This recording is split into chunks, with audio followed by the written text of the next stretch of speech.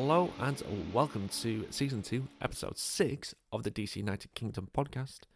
I'm your host, James Graham, and as always, this season is sponsored by the guys over at MLS UK Show. Just a quick word about what they're doing over there, Elliot and Henry. So, as you know, like the rest of us across the globe, we're in lockdown. We can't see each other unless we're doing it via Skype or Zoom or any particular application of your choice for video conferencing. The guys over there, they're kind of adapting to the situation and they are doing interviews over the phone. So what you'll find if you head over to their Twitter or their YouTube channel, you'll find interviews and they call them the Isolation Interview Series. First up, they've got a New Jersey Metro Stars player, Patrick Segrist, and yeah, they had to interview him. Well, they didn't have to, but they chose him. We need to get a DC player on for them, really, don't we? But they've going to do a whole series whilst they're in lockdown, and hopefully it will be a bit of a success. So they've got that one up already, so check it out, have a listen. It's a great interview. Next up, they've got Lawrence White from Atlanta United, so Henry's team. I'm sure he will be chuffed about that. And if you don't know what chuffed means, it means very happy. So go and check them out. If you leave a comment or anything, tell them that I said hi. They will love that. But this is the second episode since we've been in lockdown with the good old coronavirus, so it's a bit of a special one. I have got a guest with me, and his name is Chris Odoi-Atsem. I hope I pronounced that right. It's actually Odoi-Atsem. Odoi-Atsem. I do apologise. Yeah, no, that's fine. I think the first thing is that, how are you? Are you fitting well, and how's everyone around the team? Yeah, definitely a little bit of different times. A little bit difficult for everyone as this has affected everyone around the world, but you know, the team is in high spirits. We stay connected through a WhatsApp group chat, and everybody seems to be doing well, and I'm doing well myself. Thanks for asking. That's good to hear. So obviously the whole big thing at the moment is obviously this coronavirus, and the whole big message has been obviously stay safe, stay at home, and save lives and everything. What's everyday life been like since this whole pandemic began over in DC? Because I obviously know what it's like here in the UK. I'd love to know what it's been like in the US and if it's been any different to what we've had. Sure.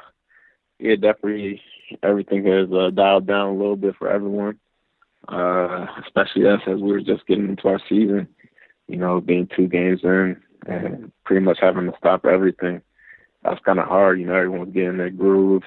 2 games in, people are getting more fit, and, you know, our stars are getting that 90-minute fitness in. But, you know, now it's just about trying to maintain that fitness that we were at and even go up a little bit more. Obviously, that's a little bit harder not being able to actually have full team trainings or anything like that. It's even hard training soccer on your own. But, you know, the team is, you know, our medical staff, trainers, coaches have drawn up, you know, weekly trainings for us in order to keep our fitness up, whether that's running and agility work and things like that. So, you know, we do that about 5 days out of 7 days. We have some type of workout that we have to get done, and you know, that's what we've been doing every day, pretty much. Fair. That's obviously training on your own. I can imagine that's quite a bit different to being in changing rooms and locker rooms and everything. A lot different. Sure. So obviously things have changed. How well do you think you've adapted to these changes? Obviously, it's mind-boggling as to obviously the lockdowns. I think I saw on the news yesterday there's been a governor of Virginia said that you guys have got to stay at home until June the 10th. Is that right? Yeah, so the whole DMV, DC, Maryland, Virginia area, yesterday, all the governors had pretty much put a shutdown or stay-at-home order. Me personally, I live in Maryland, so Maryland was the first state to come out with that. Our governor, maybe around 11:30 yesterday, came out with the stay-at-home. So yeah, you know, there's not much going on around here. it doesn't change too much for us as we're allowed to, still go out in order to exercise. But now we have to really do that pretty much on our own. I know before some guys maybe were getting together in groups of 1 or 2 or 3 possibly, to get some more work with others. But now it seems like we'll have to be on our own with this stay-at-home order. Yeah.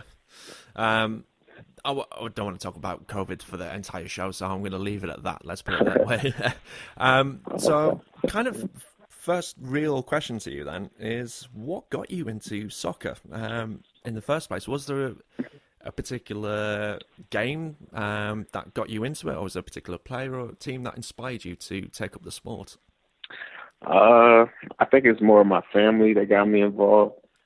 I had 2 older brothers who both played. So, being the youngest brother, I kind of looked up to them, followed their paths, and that's how I kind of got started in the game. My father, being from Ghana, he was big on soccer, and, he played growing up as well. So learning from him and my 2 brothers, that's how I really started.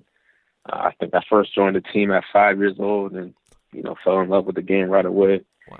And still blessed to be playing today. No, absolutely. And obviously you got... I think it was drafted through the Super Draft, wasn't it? From what I've read up on. 2017 drafted.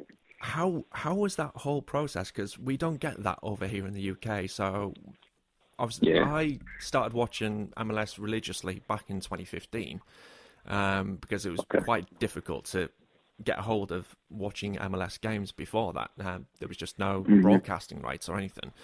So when I started seeing things like the Super Draft happening, it was kind of exciting for me because it's, like I said, we just get your standard transfers, so kind of a bit boring from that side of things. But obviously going through the whole process, what was that like? Oh, it was a great experience for me. I played a great 4 years here locally at the University of Maryland.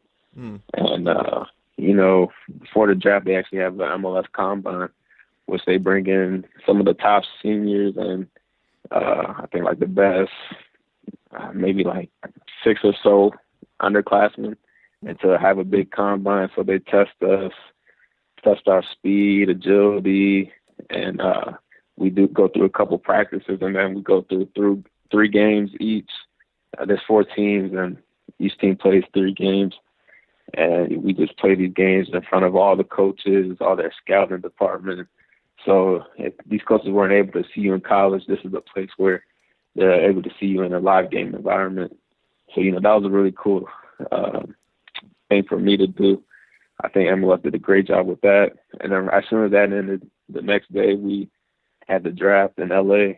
And it was a big, big thing. A lot of fans were there, especially from the local teams, Galaxy and LAFC.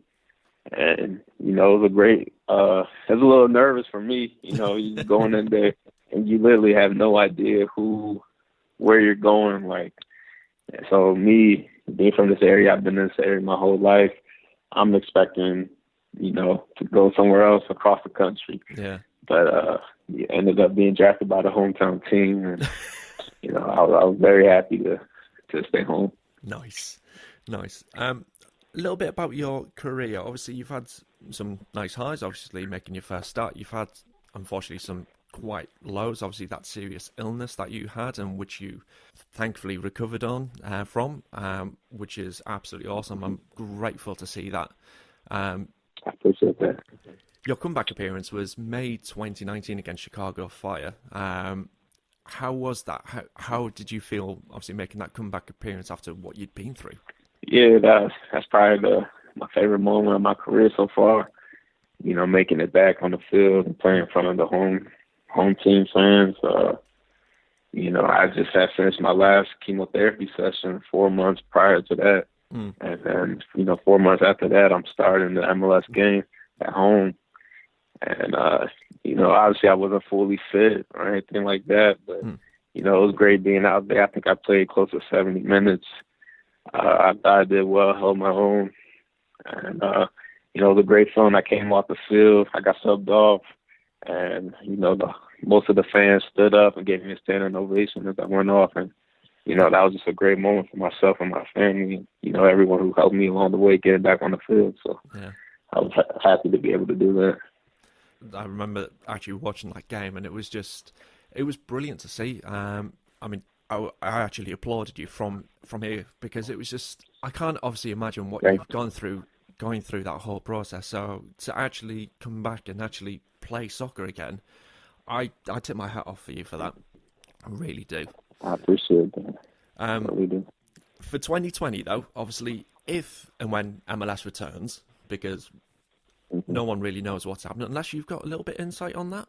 No, I really don't. So I really don't know. After that, I'm not sure. As long as MLS does return then this year, what's your personal aims for this year? What are you looking to do? My main objective is, just staying available, staying healthy. In all my seasons prior, I've always had some type of injury, and then I dealt with the cancer for a while. So, I just want to stay available, stay injury free, and whatever the team needs of me, I'll be able to be ready to fill that role, whether that's starting in games, coming off the bench, and helping the team see how to win or something like that, like I did in the last game against Miami. Yeah. Or, if that's not even playing, and just coming in and practicing hard every day, whatever, Ben and the team need me to do, I'm more than willing to do. I'm really just happy to be back playing professional soccer, honestly. Nice. Now we've got the fan question section, because it's quite a long list. I don't want to intrude on any of their questions. Let's put it that way. First up was Brian Lake over on Twitter. He messaged me asking, obviously in the coronavirus pandemic that we're in at the moment, what are you eating, and do you have any recipe ideas? And what's your favourite cocktail during the quarantine period? So actually, I've gone vegan. I did after the end of last season. So I think around November I started. So about 5 months now, I've been vegan. So after starting that, it really got. It's actually been great for me. Yeah. Yeah, it's been great for me in a lot of ways. And the main thing is it's forcing me to cook more. Having to cook my own meals. So what I actually do is I get there's a website that you can pick your meals, all plant-based meals, and they send you all the ingredients, and then they send you the cooking directions with it. It's called Purple Carrot. So that's what I've been doing each week. They send me the meals, about 3 meals per week, and I fix them up and eat them myself.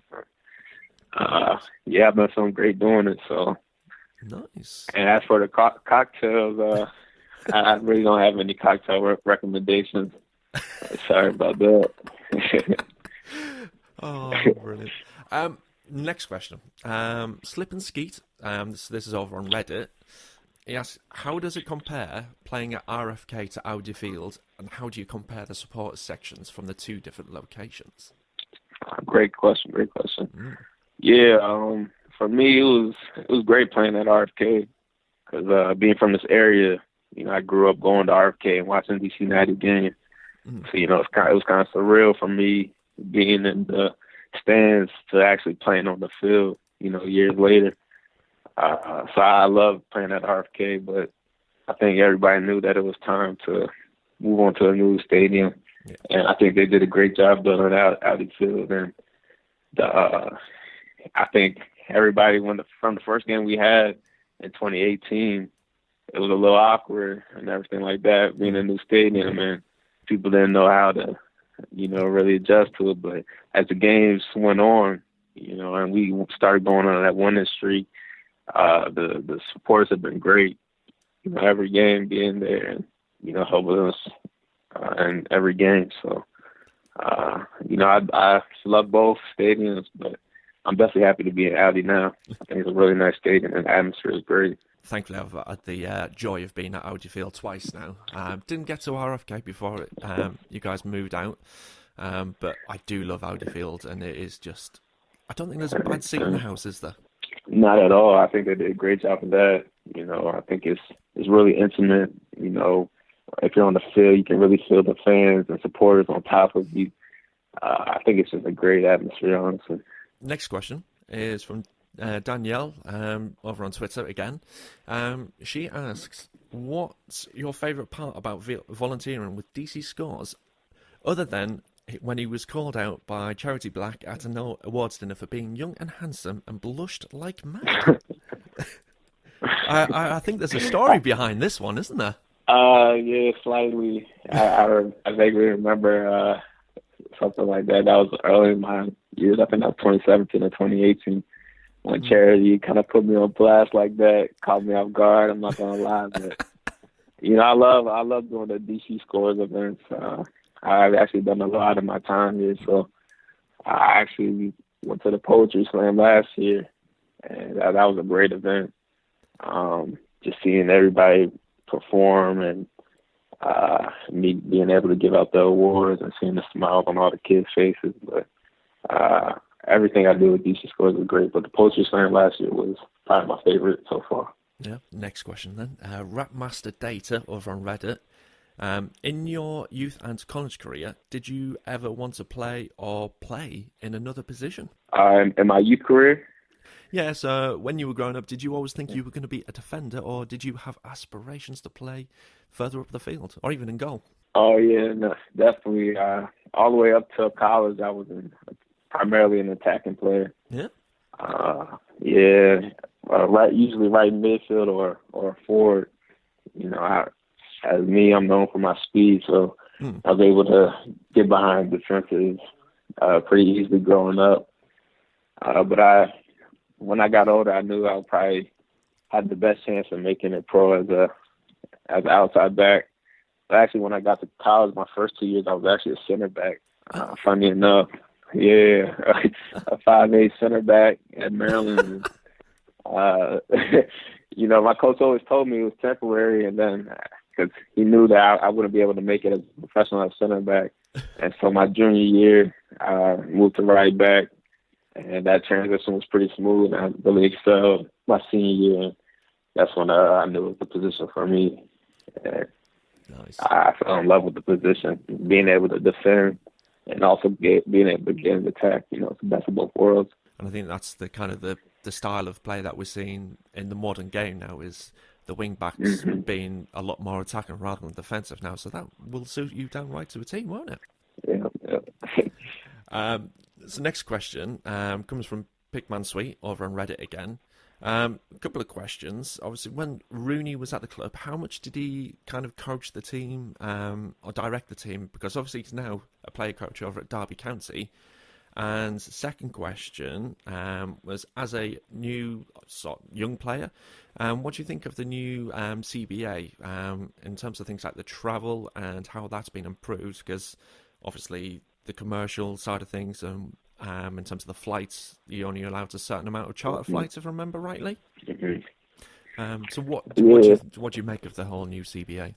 Definitely a step in the right direction for everyone, the whole MLS player pool, from top to bottom.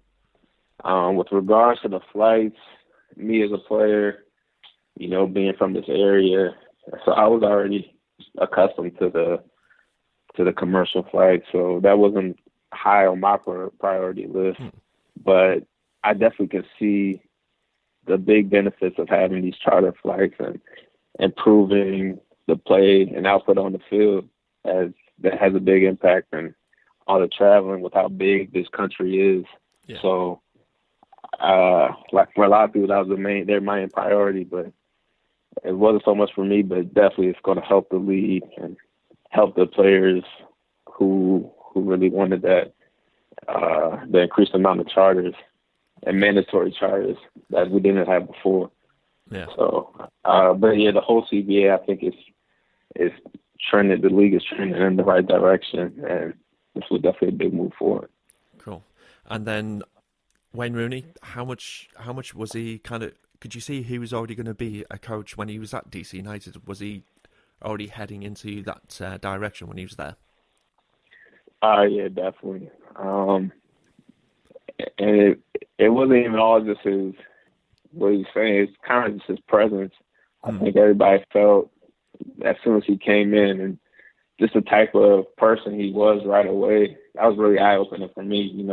I had never played with a player of that caliber, but just how much he cared about everyone in the locker room. And I remember his first week with the team, he's going around to everybody, every single person in the locker room, and spending time talking to everybody, just getting to know who they are. Like, I mean, in my eyes, I'm like, that's Wayne Rooney. He doesn't really need to do that. I'm like, I should be going up to him, but he's coming up to me. Actually, at the time I was hurt, he was asking about my injury, how long I was going to be out. And, that really meant a lot. So you can just tell the type of person he is, that he really cared about everybody in the locker room and bringing everybody together. He would organize different events and different lunches that he would take the team out just so, we could come more as a team. And, he would pay for team meals and things like that. And, all those things translated on the field. We went from being last place to going on that crazy streak and hosting a playoff game. And everybody knows he had a huge impact on the field, especially off the field, for sure. That was one heck of a run. That was just insane, absolutely insane. I know. I couldn't believe it. It was, up until he joined, I had thankfully bought tickets to come and see you guys before he'd even signed. So when he signed, I was just absolutely loving life. I was like, I couldn't have timed this any better, literally. And then we went on that run. It was just like, literally could not have timed things much better than that. So I absolutely loved it. I think we're all. Were you always a DC fan? When you started watching MLS? Since I've been watching MLS and known about MLS, I've always been DC. So you obviously Jaime Moreno. I think everyone knows Jaime Moreno. He joined DC United from my UK club, and that's what kind of drew me to DC United initially. So all the way back in 1996. So I've known of DC United since pretty much the very beginning. Obviously, it was difficult trying to find streams and trying to find games up until 5 years ago. Sure. But I've always been keeping an eye on results and things like that, and always been managing on Football Manager on the computer game, and on FIFA as well, been playing as DC United whenever I can do. So, big fan. So, next question. There's only 3 more to go now. You've got Dan Wise over on Twitter, and he's asked, since there's a lot of uncertainty regarding the timeline when MLS will return, how are you and the team handling training and other things that you would do daily during the season? Does it feel harder to build a team dynamic in this situation? Definitely. It's just so different. You're used to being in the locker room before training and after training, commingling with your teammates every day and, forming those bonds that can translate onto the field. And working hard every day, especially something like preseason where it's really a grind for a month where you're working hard with the next guy to you that whole preseason, sometimes twice a day. And now you just go from, you're not really seeing these guys at all. It's just so different.